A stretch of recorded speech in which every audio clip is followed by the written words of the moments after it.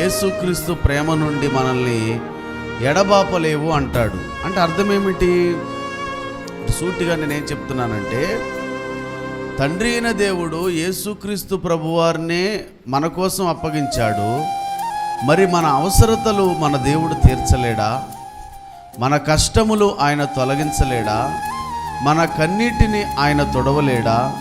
మన ఆర్థిక ఇబ్బందులు ఆయన తీర్చలేడా? అంటే మన ప్రతి అవసరతను కూడా తీర్చగలిగిన దేవుడు మన యేసయ్య. దేవునికి స్తోత్రం.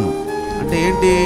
తండ్రి అయిన దేవుడు మన కోసం తన కుమారుడైన యేసయ్యనే అప్పగించినప్పుడు మరి మన అవసరతలు మన దేవుడు ఎందుకు తీర్చడు అని ఒక క్వశ్చన్ వేస్తూ దేవుని బిడ్డలారా అపోస్తుడైన పౌలు ఈ మాటను ఉపయోగిస్తూ ఉన్నాడు. అందుకే 32వ వచనంలో చూడండి ఏమనుంది?